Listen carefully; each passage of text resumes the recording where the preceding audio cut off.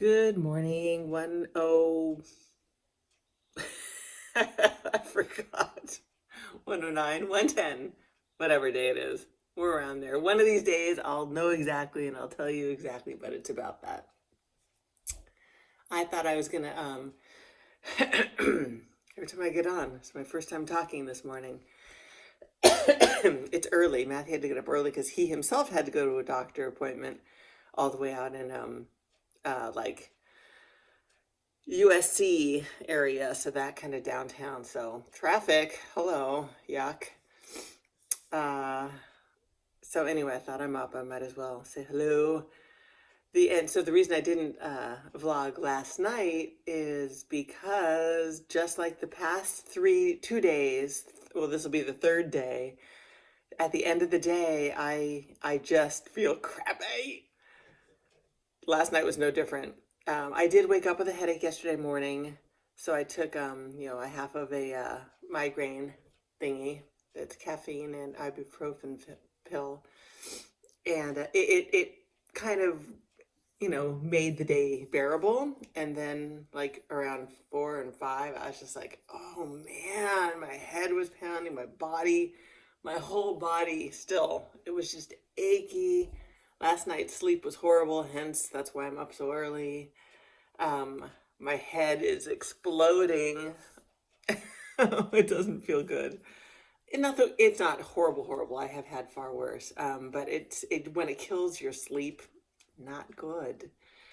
So I already took a half of an Excedrin, or not Excedrin, but the migraine pill with the ibuprofen in it. And then I thought, oh, I'm up, and I was take all my pills, and I drank one of my shakes. You know how much I like those. Yeah. They're not horrible anymore. They're just like, okay. It'd probably be tastier if it were like, if I had ice in it or something cool and made it kind of shake-like, or like super yummy chocolate milk, but it's just not. It's warm-ish. Anyway, hi. So that's why I didn't vlog last night. Vaughn and Nico came over for dinner and a movie, and of course my head was not great, but I faked it, most of it.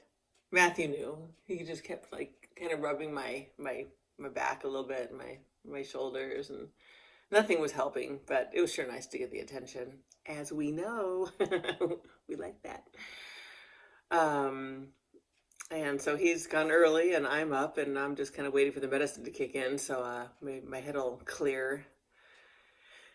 And then I'm going to go to Indy. I didn't even get to him. Oh my God, that was a big ordeal. So before Vaughn and Nico came over last night, I was on my way to Indy. I knew they were coming and I was going to give myself 3 hours, get over there, get back, shower, they'd be here. I'm all ready. I get in the car and I'm about to get on the freeway. And in order to get on the freeway, I go up and over the freeway so I can look in both directions. No, it's a parking lot. The 101 is a freaking parking lot. And I'm like, oh no. So I got out of the freeway entrance lane and I hung a U-ey and I was going to take the side road. It's called Moreau Road. It kind of zigzags around where Hidden Hills is. And it leads me off at Las Virgenes. That was a parking lot also. I'm like, ah! So I went to Trader Joe's instead and did some shopping and then came home and didn't go to Indy at all. So I'm going to go today because poor little fella's like, where the hell did you go, Mom? Thought we were going to go for a ride today. He doesn't care. He'd much rather just sit in his stall and play with his brand new friend. The horse Monty is gone. They moved to Colorado, so he's now a Colorado horse, which is rather fitting since he's a mountain horse. He's a Colorado, what's it called? A Rocky Mountain horse. So go figure. He's back in his own, in his town, his own place. You know what I'm trying to say. My brain is still not up. I'm up. My brain is not up.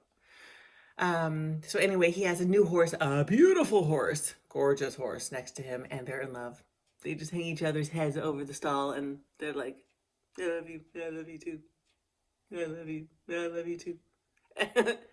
It's ridiculous. I don't even exist anymore, except for when I have an apple. That's all I am. I'm food. I am food. Food and a good scratcher. Oh, good. I think my head's clearing. I'm talking a little bit more freely and quickly. Good. Good. Goodbye. No. Let's see. I have nothing to say because I just don't have anything to say. I was going to tell you a story, like something about my mom because I thought that was kind of interesting. I started talking about her my last vlog about her having cancer and the treatment she was going through and the fact that I was like, hello, a daughter that didn't take her to the hospital. She didn't ask me to. And like I said, she wasn't in pain because I thought the whole thing through. She did not have chemo. She had like 2 or 3 things of radiation, but it was different. It was a different kind of radiation. It was like she went in and she had it done while she was getting her blood transfusion, but it was minimal. There was no side effects, no hair loss, no nothing. But then they determined that the blood transfusion was all she really, really needed for her particular case. Here comes the Bima. Hi. And it kind of worked, it did work, I guess, but she also ended up with dementia. And maybe she just plain old forgot that she had cancer because that took a, backseat, and her dementia definitely drove the rest of her life kind of unfortunately into the ground. It was very sad. I'm glad I don't have that in my DNA either. I did a 23andMe check and I don't have that because I think that's really tough. I had a really, really tough time with her last probably 5 years. Like I said, it was just me and my kids, Vaughn, just Vaughn and Rachel and me. And the 3 of us, we tended to both of my mom and dad's needs, like always. And even though she'd say, you only call me when you need something. I'm like, I called you yesterday. She forgot. And she was getting really bitter towards the end. So dementia sucks. She was very angry. She would fall and not know why she was on the ground. And then she'd, end up peeing herself. And she was just she was so mad at herself because she was losing function. And it was just horrific. So anybody going or dealing with that, my goodness, I wish you all the best. Stay strong, breathe through it. It got to the point where, it was time for her to go. I know this is horrible, but you know what I mean? You can't just live here on this beautiful earth and not live on this earth. She was toast. And it wasn't pretty. And so hence, that's why she died. And, they say that the spouse always dies 2+ years after. It took 2.5 years and then my dad died. So, and he was fine, he just was on medication that kept his entire body alive. I know I said that last time, but like everything. And what, can you tell the caffeine kicked in? Whoa. Okay, story time. Just a quickie. I'm not going to bore you with all my stuff, but it's kind of fun. I'm reminiscing and gives you a chance to hear my background. And this is all for the kids too, just in case. It's going to be kind of like my living, I shouldn't even say it. I'm documenting me, who I am in my life, as we know. Okay, my dad. So, yes, he died about 2.5 years after my mom. And his entire life, he was nuts, right? I mentioned that a bajillion times. Crazy, like legit crazy. He was classified manic depressive. And like I said, he was in mental institutions. He was in jail all the time, just as a part-time place to hold him, contain him until they could ship him off drug-induced to a mental institution. So as he got older and older and older, he was less strong because, like I said, when he was young, he was a boxer. He was a lot of work. He was a lot to manage. And for cops, for anybody, he was bam. He could fight his way out of a whole lot. And he loved it. He loved it. He loved getting into trouble. He loved it. That's where I get that little side of me, just like a little boredom thing. Let's just like cause a little trouble. He got into big trouble though. Not my thing. Um, oh God, the stories I could tell you, they're crazy.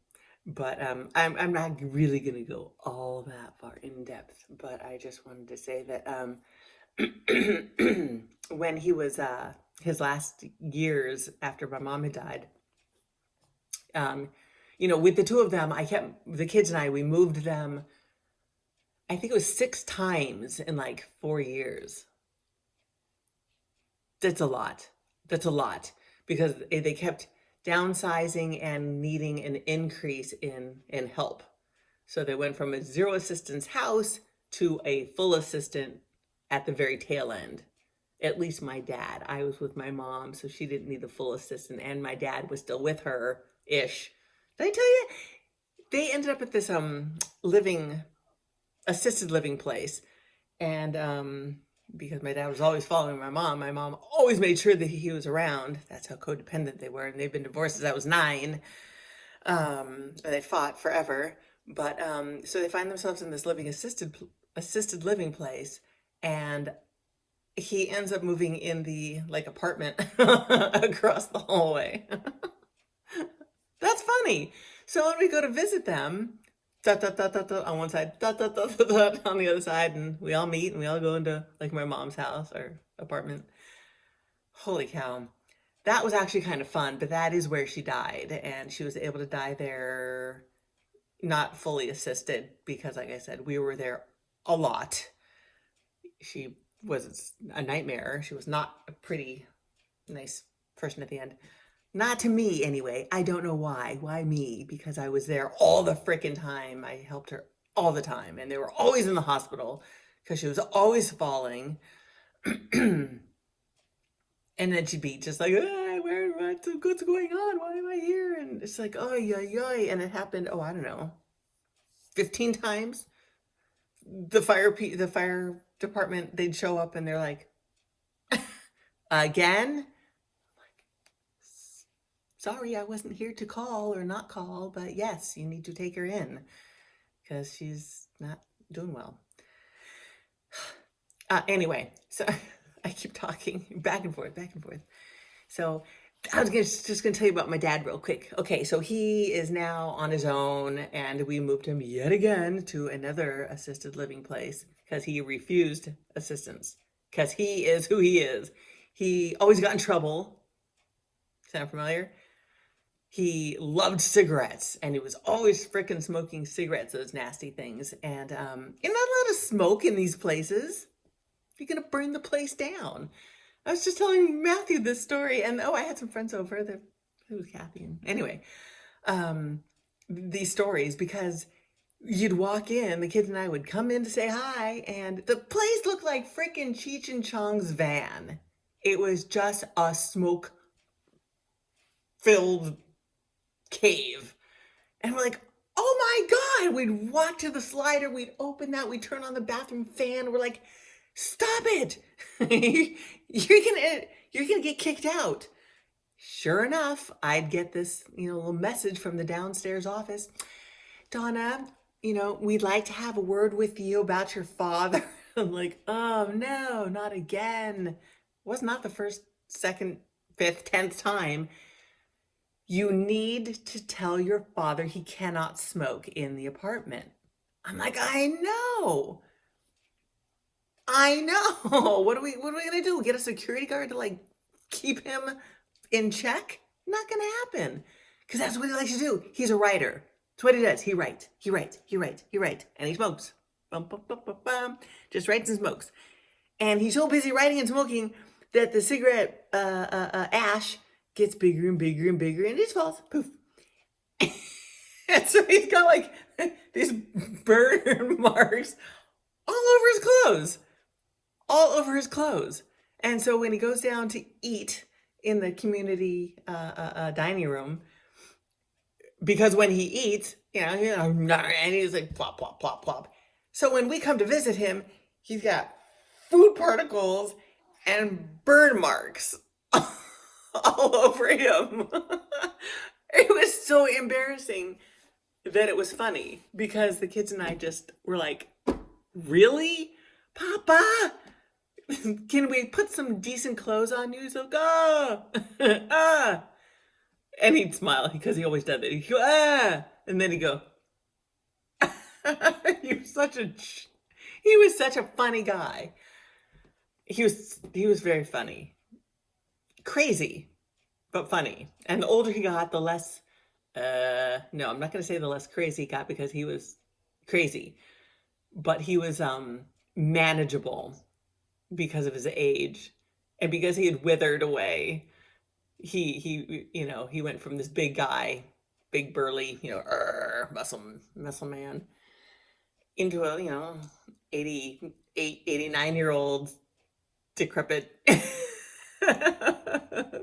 couldn't hurt you anymore. I wasn't afraid of him, picking me up and throwing me across the room or something like that.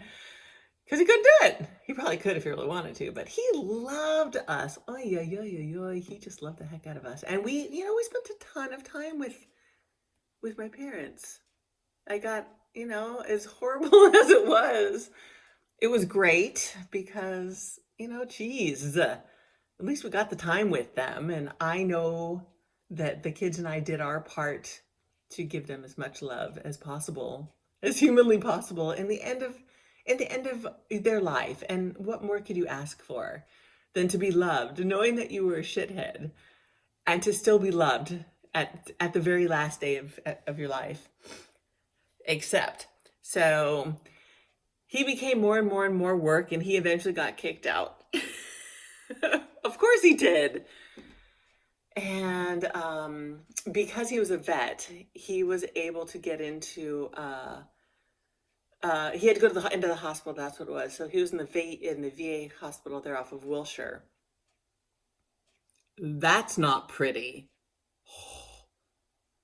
Oh. So I had to take care of him there. He was there for a couple of weeks, and of course, the kids couldn't go. My brother Alan met me there. He's the one that ended up dying a year later. Anyway, he would meet me there because he goes, you don't want to have to deal with all this on your own because there's gobs of paperwork and the things that you see, I still have little nightmares over it. For example, you want to hear one of them? Close your ears if you don't. There was a guy, definitely from, I'm not going to even judge because I don't know what happened to him and why. But he's in a wheelchair and he's fully alive, but half of his face is missing. Missing. No jaw, no nose, one eye. I don't get it. And he's in a wheelchair. Oh, and limbs, gone. And I had to walk by and I'm like, hi. And I was just like, that was brutal. That's hard. Dang. Oof. So, and that kind of leads into where I'm going with this story. So my dad is at the VA. We're getting, and they actually treated him really, really well. Something was going on. I think it was with his lungs, his heart. Who knows? Because it was everything. He had emphysema. That's a lot of smoking, man. He'd been smoking his whole life. So he had emphysema, he had high blood pressure, he had, his heart was monitored, and he had heart pills, and he had brain pills like I was mentioning, because if he didn't, then he would have gone cray-cray, and then you can't handle him. Even though he's shrunk and he's little and he's withered, he's still a powerhouse. Okay, so he's getting all put together and put back together at the hospital, and they said, you want him closer to you? And I'm like, absolutely. This is a very far drive. I was living in Thousand Oaks at the time, which is, 45, 50 minutes away. And that's with, decent traffic, or, it wasn't that far. 45 minutes away. Too far away when you have kids in school and work and crap.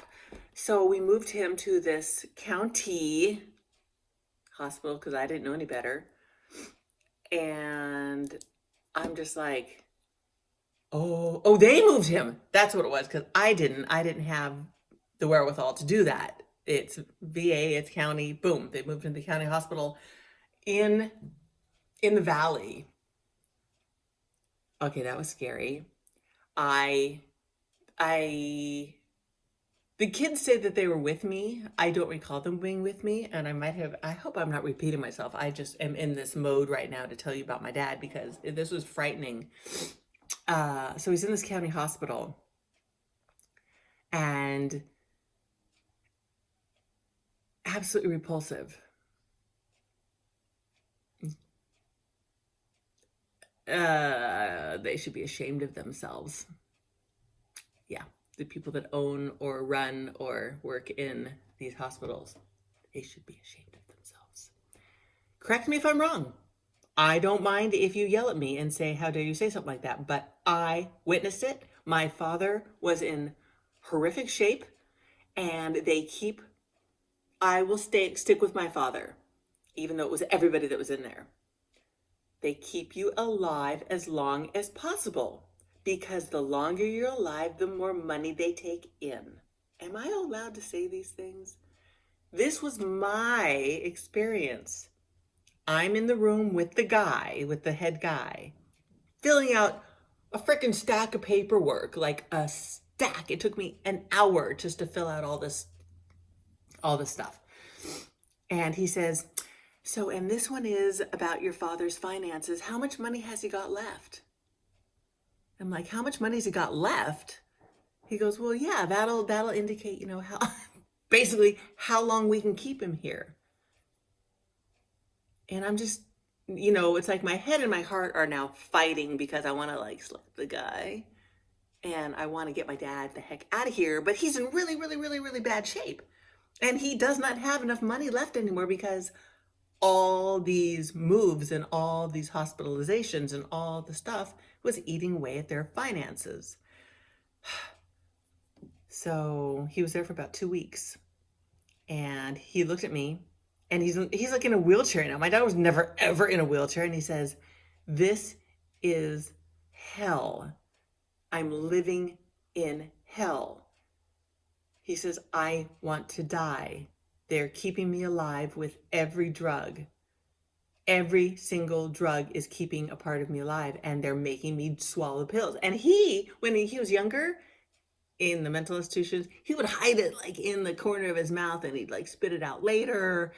Can't do that anymore. Things have changed. Now they're like, they check the mouth. They want to make sure everything's down in your system. And we were there all the time, and there were people in the hallways, these patients that they shouldn't be alive.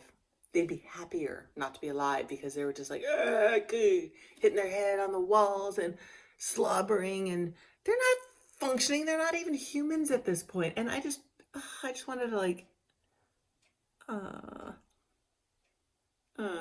it was horrible. Longer story short, I went back to the head guy, and I said, I want all the medications stopped because my father is in hell. It's horrible what he's going through. And he says to me, how can you do this to your father? Don't you love him? Yeah, I got the full-on guilt. I wanted to kill my father, yet he was watching my father's bank account dwindle until there was nothing left, and then they would kick him out. Are y'all doing the crazy envisioning of how wrong all this is? And I'm like, and I'm crying. Of course I'm crying because I'm sensitive. And I just looked at this guy and I said, I want the pills stopped. He says, well, you're going to have to fill out this, this form, consent form, that you want to kill your father, basically, is how he said it to me. And I was just like, oh, you have no idea how much I hate you right now. Wow. I said, these are my father's wishes, and I will abide by his wishes because it will make him happier to not be here and to not be kept alive by drugs and kept alive in a wheelchair. It's like they stole his life. They kept him really contained into a little ball. Just wheel him out. Just wheel. That's, you go outside and they're just people. Just people. Just they couldn't even function. They had taken their I don't want to get in trouble for saying all these things, but this is my experience. I'm going to say it because y'all should know. Bad. It's super scary getting old nowadays. Those horror stories you hear about, they're accurate. They're accurate. Anyway, back to my father because I loved him. So the kids and I, we'd visit every day. I have this conversation with the guy. It took, I think it was like 2 days. 2 days. They stopped his meds. We were there. I love you, Papa. I've signed the consent form. They're going to stop your meds. I said everything but pain. Fill him with pain pills. I don't want him in any pain. 2 days. Dies.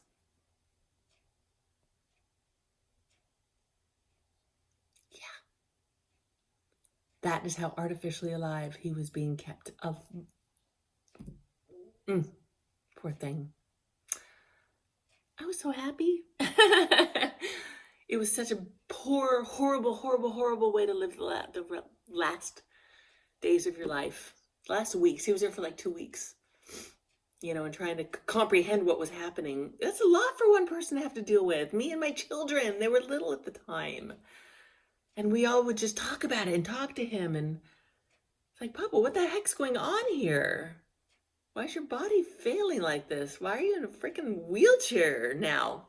You've never been in it. It was just so bad. Anyway. Nobody deserves that. Even though he was a pain in a lot of people's butts, he didn't deserve his life to end like that. But then he died. And then it was okay. Because he's been around ever since, just like my mom.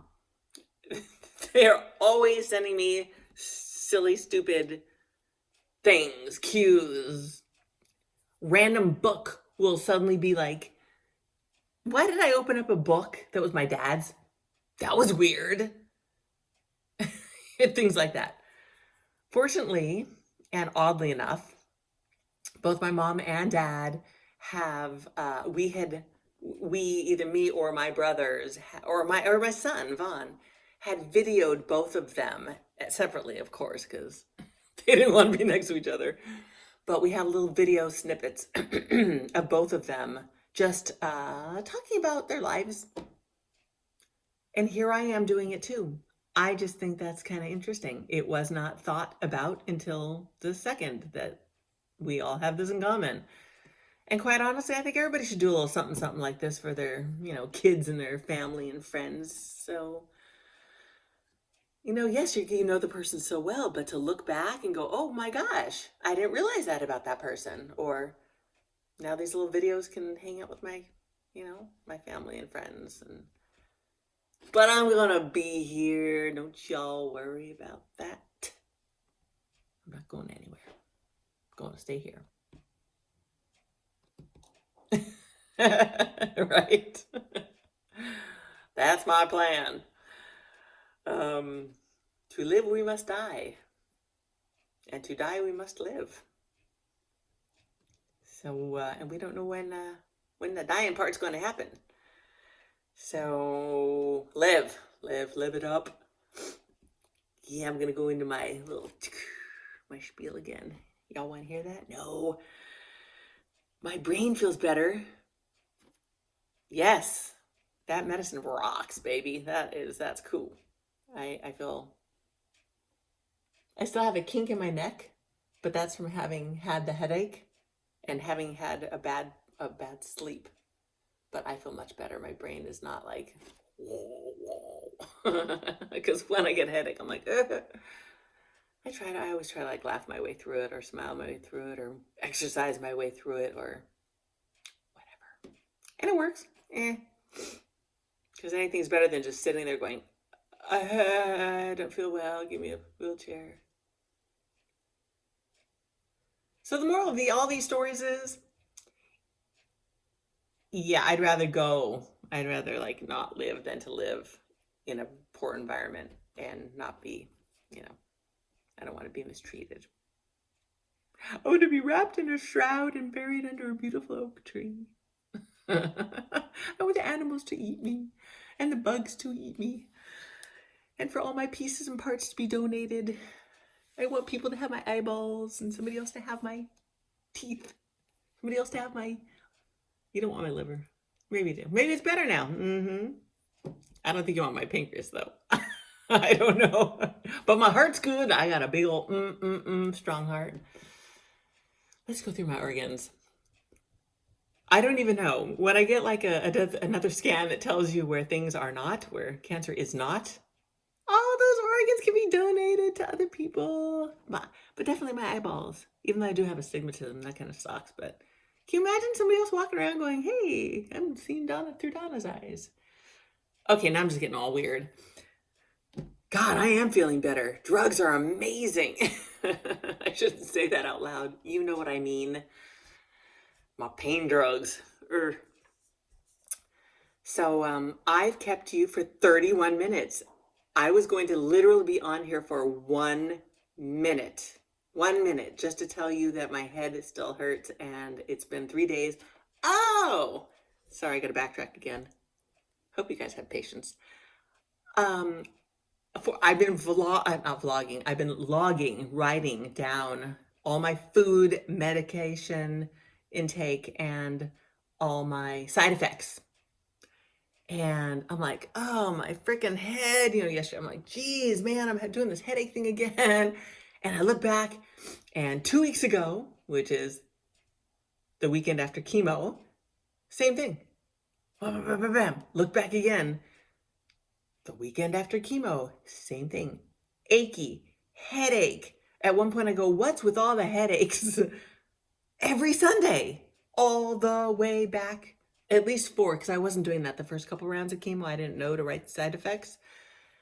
So I'm telling y'all, write shit down. Write stuff down. It's amazing to look back and go, oh, it's a pattern. I'm learning my patterns. Just know you have chemo, you're going to have yucky days, and then you're going to have headaches, achy body. Hopefully that'll stop soon. Maybe today's the day. I took my Excedrin migraine thingy, whatever it's called, caffeine pill. And maybe this will be the last of it. Today's Monday. Be gone. Give me a full week of yay. Yay. I'm rambling. How long can I keep you watching me? Huh? I can just sit here and I'm watching me. It's kind of funny. It's kind of funny that I'm doing that. Doing this, the vloggy thing. Because I've never been one to be in front of the camera. I was always the person behind the scenes. I was like the decorator, the set decorator and painter and the ideas person, even though I knew I was going to be good in front of the camera. I shouldn't say it like that. I took some acting classes in college, and I get really into it because I just sort of lose myself in that place. But I'm really, like I said, I'm really shy and I don't have that competitive edge. But I do recall, and I'll keep this one short because I'm gonna like just ramble again into another story. I was at Pierce College and I was taking whatever acting class it was because I'd taken a couple. And I had this monologue to, say in front of everybody, as did we all. So we're all sitting in the class or in the stage, because the person doing their monologue gets to stand in front of the audience. Paranoid, just like, can't believe your heart's throbbing, you're choking. It's like, oh. Well, I stood up there and I knew it, but I froze. I'm just like, I couldn't even think of the first word. And I was like, and I was the teacher, and she's like, it's okay, just breathe. But I knew if I don't do it, I fail. That it's a monologue. That's your grade. You're in an acting class. They're not gonna give you a written test. They're gonna give you a freaking something to do acting wise. And at the last second, she goes, you have like 5 seconds. Get it together or get off the stage. And I'm just like, and I had to change my way of thinking really quickly. And I reached into like my jacket pocket or my back pocket, and I pretended to pull out some gum. Yeah, that's what it was. And I unwrapped it, and there was nothing, but I unwrapped it and I put it in my mouth. I put it in my back pocket, and it sparked my thought process, the clarity as to what I'm doing on the stage. Suddenly I'm talking with an accent because I was a call girl is what the monologue was. And I started talking like a Southern, whatever it was. It was a long time ago. I was like 21. But I just remember chewing this fake gum, and I just got into this. It all happened when I was just a little girl, but my mom and daddy, they told me I shouldn't go down this direction, but I didn't have a choice because I needed to make some money. Yeah, it was random. I'm talking in a weird accent right now, but it was a much better accent then. And I did the entire monologue with this fake piece of gum, and I got a freaking standing ovation. It was really cool because I had to lose myself. I had to let go. Donna, be gone.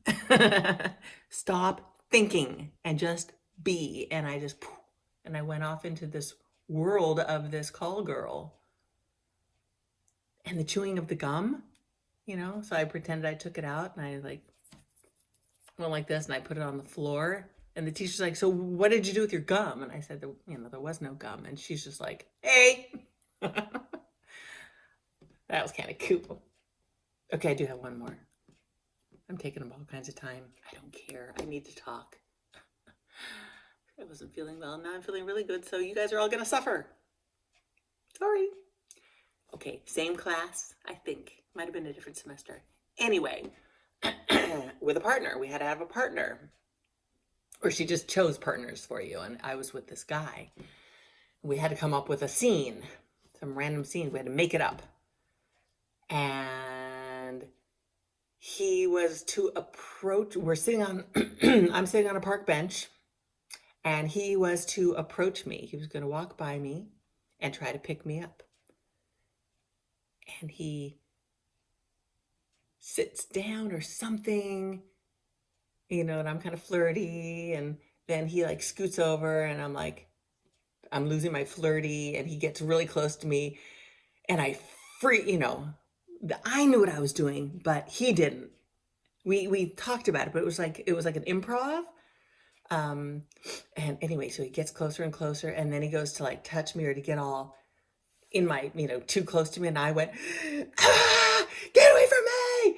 And I was like legit. I was like, I was really just going, and he freaks out, and he's like, and he gets up, and I'm like, don't you ever, whatever I said, don't do that, get away from me. And he gets up, and he's just like, and he walks off the stage, and I pick up my book, and I lift it up, and I had written on it, I put a jacket cover on it, and I had written abnormal psychology on it.